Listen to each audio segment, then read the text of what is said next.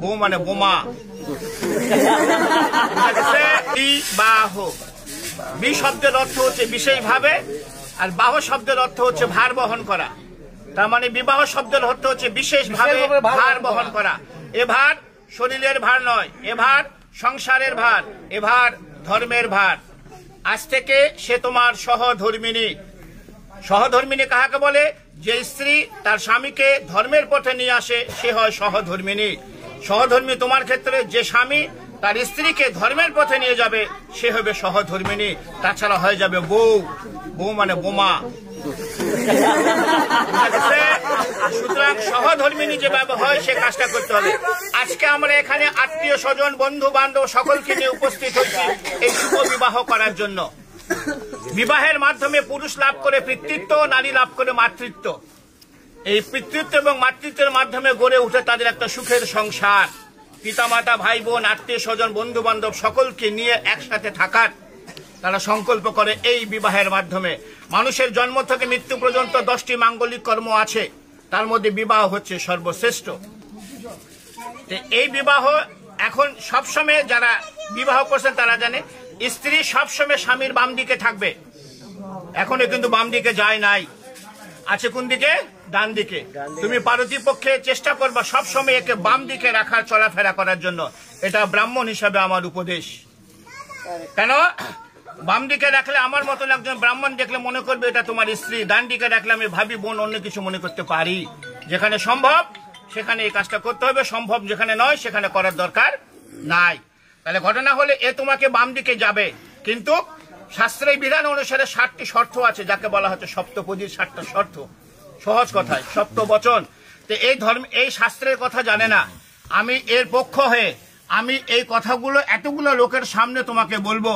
তুমি রাজি থাকলে হ্যাঁ বলবা। হ্যাঁ অবশ্যই বলতে হবে, বিয়ে করতে চলে আসছি সে, তাহলে সে তোমার বাম দিকে যাবে। তোর ভয়ের কিছু নাই, তোমারও 5টা শর্ত আছে। তখন তোমার 5টা শর্ত এ যদি মেনে নেয় তখন তুমি একে বাম দিকে নেবে, তাছাড়া নেওয়ার দরকার নাই। এখানে প্রশ্ন আসতে পারে যে এর 7টা ওর 5টা কেন? প্রশ্ন আসতে পারে। নারী হচ্ছে শক্তি। একটা পুরুষের জীবনে নারী হচ্ছে শক্তি।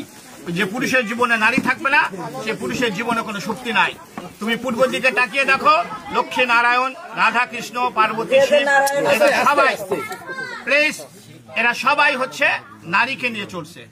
নারী হচ্ছে শক্তি, মায়ের জাত। এই জন্য আমরা এনাদেরকে সম্মান করি বলে এদেরকে সবসময় উপরের দিকে রাখি। তাহলে এখন এর যে 7টা শর্ত আছে আমি তোমাকে আগে হিন্দিতে বলবো, আমি যেহেতু হিন্দিতে বলবো এবং পরে বাংলায় বুঝিয়ে দেবো। তুমি রাজি থাকলে এবং এমন জোরে হা বলবো আমরা তখন সকলে শুনতে পারি। ক্লিয়ার? বলছে প্রথমে, হে পতি বা হে স্বামী, তীর্থ যাত্রা, व्रत उद्यापन, यज्ञ दान, पूजा पार्वन, उपवास इत्यादि शुभ कर्मों मेरे साथ लेकर करोगे तो मैं आपके बाम भाग में जाऊं। बोलছে হে পত্নী বা হে স্বামী, আজ থেকে যদি কোনো তীর্থ যাত্রা, ব্রত উদ্যাপন, যজ্ঞ দান, পূজা পার্বণ, উপবাস ইত্যাদি শুভ কর্ম একে সঙ্গে নিয়ে করো, তাহলে সে তোমার বাম দিকে যাবে, তাছাড়া নয়। কারণ সে গোত্রান্তর হয়ে তোমার গোত্রে চলে গেছে। রাজি কি রাজি নয়? राजी। द्वितीय, होम यज्ञ आदि करके देव को पूजन तथा श्रद्धा तर्पण आदि में पितरों में मेरे साथ लेकर पूजन करोगी, मैं तो आपके बाम भाग में जाऊं।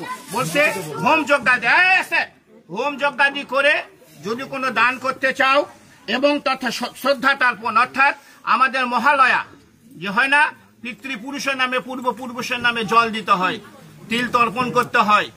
এই পূর্বপুরুষ যেহেতু সে গোত্রান্তর হয়ে তোমার গোত্রে গেল, এখন তোমার বাসায় যদি এই বিধানটা থাকে তাহলে একে সঙ্গে নিয়ে তোমাকে করতে হবে, তাহলে সে তোমার বাম দিকে যাবে, তাছাড়া নয়।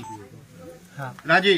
तृतीय, कुटुंब के रक्षा करो, अतिथि आप्यायन करो और घर में गौ महिष पशु रखो, फिर उनको पालन करो, संसार धर्म में रत रहो, मैं तो आपके बाम भाग में जाऊं। बोलছে কুটুমকে রক্ষা করো মানে অতিথি আপ্যায়ন করো। অতিথি হচ্ছে নারায়ণ। বাসায় যদি তোমার সম্ভব হয় গরু মহিষ এগুলো পালন করতে চাও এবং সংসার ধর্মের মধ্যে যদি রত থাকতে চাও তাহলে সে তোমার বাম দিকে যাবে, তাছাড়া নয়। राजी। चौथे ভালো করে শুনবা, धन धान्य आदि के खर्च करो, दूसरे के घर में रखो, तो मेरे साथ पूछ के करोगे तो मैं आपके भाम भांग पे जाओ। এতদিন যা করেছি এখন থেকে ধন ধান্য আদিকে খরচ করে ইচ্ছা মতন আর খরচ করা যাবে না। दूसरे के घर में रखो, অন্যকে যদি বাসায় রাখতে চাও, অন্য যে কোনো হোক, কোনো কাজের লোক হোক তোমার, যে তাহলে এর সঙ্গে একটু পরামর্শ করে তাহলে তোমাকে রাখতে হবে, তাছাড়া নয়। राजी। पांचवे, मंदिर बगीचा घर तालाब इत्यादि बनाओ, बना के तथा उसके रक्षा करो तो मैं आपके बांग भाग में जाओ। भगवान যদি তোমার সময় কি কৃপা করে তুমি মন্দির বানাও, বাগিচা বানাও, ঘর বানাও এবং বানানে শুরু হবে না, ওদেরকে রক্ষা করো, তাহলে সে তোমার এগুলো পরামর্শগুলো তার সঙ্গে একটু করতে হবে, কারণ সে হয়ে যাবে সহধর্মিণী। তার মানে তার সঙ্গে একটু পরামর্শ করে এই কাজগুলো করতে হবে, তাহলে সে তোমার বাম দিকে যাবে, তাছাড়া নয়। রাজি। এখন এই দুটো ভালো করে শুনবা। परदेश में यह अपना देश में व्यवसाय वाणिज्य चाकरी कृषि काज करके कमा कर लाओ और मेरे संपूर्ण भरण पोषण करो, मेरे बाबा माँ भाई बहन आत्मीय सज्जन के सम्मान करो तो मैं आपके बाम भाग में जाऊं। निजे देश হোক বিদেশ হোক, যার যে কর্ম ব্যবসা বাণিজ্য চাকরি কৃষি কাজ করে ইনকাম করে এনে এর সম্পূর্ণ ভরণ পোষণ তোমাকে করতে হবে। এর বাবা মা ভাই বোন আত্মীয় স্বজন যেগুলো আছে তাদেরকে সম্মান করতে হবে, তাহলে সে তোমার বাম দিকে যাবে, তাছাড়া নয়। রাজি। এটা একটু ভালো করে শুনে দিন, অবশ্য তোমার কাছে কোনো সমস্যা নেই। সাতवें, आज से हम आपका पत्नी सब सुख दुख भाग करके लेऊंगा और रत्न तो हीन भावना और कामना हुए, परंतु पर स्त्री और पर नारी के नाश हो तो मैं आपके बाम भाग में जाऊं। কি বলছে?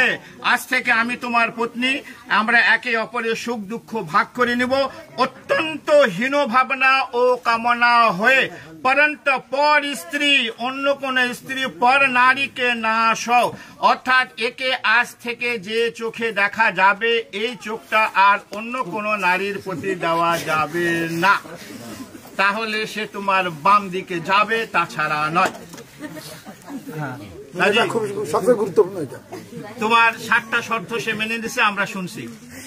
এখন তোমাদের 5টা শর্ত আছে, তোমাকে বলবে, তুমি যদি মেনে নাও তাহলে সে তোমাকে বাম দিকে নিবে, তাছাড়া কিন্তু গুটে তালমা চলে যাবে। ভালো করে শুনবা। बर बोलছে, हे पत्नी मेरे चित्त के अनुकूल तुम्हारा चित्त रहेगी और सदा सदैव मेरे आज्ञा पालन करेगी तो तुम्हारा कहा हुआ वचन मैं मान लूंगा। बोलছে, हे पत्नी मेरे चित्त के अनुकूल, चित्त শব্দের অর্থ হচ্ছে মন, ওর মনের অনুকূলে তোমার মন সদা সর্বদা থাকতে হবে এবং তার আজ্ঞা পালন করতে হবে, তাহলে সে তোমাকে বাম দিকে নিবে, তাছাড়া নয়। রাজি। बर बोलते, सदा सदैव तुम प्रतिव्रत धर्म में प्राण रहोगी और प्रति सेवा करोगी तो तुम्हारा कहा हुआ वचन मान लूंगा। সে বলছে তুমি সদা সदैव প্রতিব্রত যে ধর্মটা আছে সেই ধর্মটা তোমাকে পালন করতে হবে, আর প্রতি যে সেবাটা আছে সেই সেবাটাও তোমাকে করতে হবে, তাহলে সে তোমাকে বাম দিকে নিবে, তাছাড়া নয়।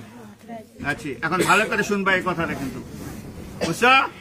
बर बोलते हैं, बोलছে, आज से तुम्हारा सास सिंहार जब मैं घर रहूंगी तब तुम पूरा तरह से करोगी, अन्यथा नहीं, इसलिए तुम्हारा सब सास सिंगार मेरे लिए है।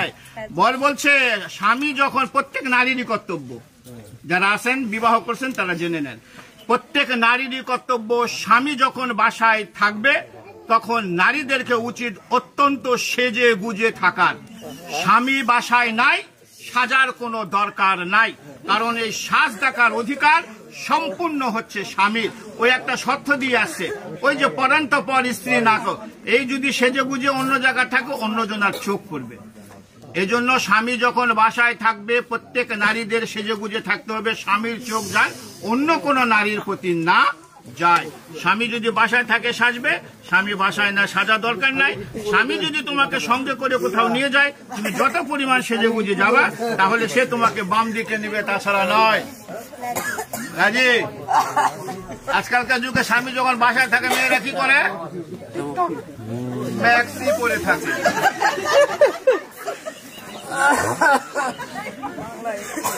4 नंबर और बोलছে, मेरे घर में मेरे बाबा माँ, सुनते को सुनबा, मेरे घर में मेरे बाबा माँ भाई बहन भाभी जी है, उसके सच आज्ञा पालन में तत्परायण रहोगी और मेरा बाबा माँ के सेवा करेगी तो तुम्हारा कहा हुआ वचन मान लूंगा। বলিছে তুমি এই পরিবারে 20 বছর 22 বছর 24 বছরের পিতামাতা ইনারা, আমি ইনাদেরকে ভুলতে বলিনি। এই পিতামাতাকে যেভাবে ভালোবাসছো এর চেয়ে দ্বিগুণ ভালোবাসা দিয়ে ওর যে পিতা মাতা ভাই বোন ভাবি আছে ওদেরকে ভালোবাসতে হবে, ওদের সৎআজ্ঞা অর্থাৎ সত্য উপদেশ পালন করতে হবে এবং মেরা বাবা মা ওর যে বাবা মা আছে তাদেরকে সেবা করতে হবে, তাহলে সে তোমাকে বাম দিকে নিবে, তাছাড়া নয়। রাজি। সর্বশেষ बोलते मेरे घर में जो देवता पितर है उसके सवेरे नहाकर पूजन मार्जन तुमको करना पड़ेगी और मेरे संसार रखा करोगी, मान सम्मान देकर रहोगी तो तुम्हारा कहा हुआ वचन मान लूंगा। বলছে আমার বাসায় যে মন্দির আছে, প্রত্যেকটা সনাতন ধর্মের বাসায় একটা ছোট্ট গৃহ মন্দির আছে, এই মন্দিরে সকালে উঠে স্নান করে পূজন মাজন অর্থাৎ পূজা পার্বণ তোমাকে করতে হবে, ওর সংসার রক্ষা করতে হবে। তুমি শর্ত দিয়ে আসছো ধন ধান্য আদিকে খরচ করো, ওই খরচ করবে না, এখন তোমাকে টাকা এনে দিবে, তুমি ইচ্ছা মতন খরচ করবা, তা কিন্তু কার হবে না। ওর সংসার রক্ষা করতে হবে, ওর মান সম্মান দিয়ে রক্ষা করতে, ওই যে শর্ত আগে দিয়ে আসছে মান সম্মান দিয়ে থাকতে হবে। তুমি সেজে গুজে আসো, আমি যাই বললাম যে তোমার বউকে তোমার দেখলাম খুব সাজে গুজে আসে, মান সম্মানের একটা হানি হবে। অর্থাৎ মান সম্মান রেখে রहोगी तो तुम्हारा कहा हुआ वचन में मान लूंगा।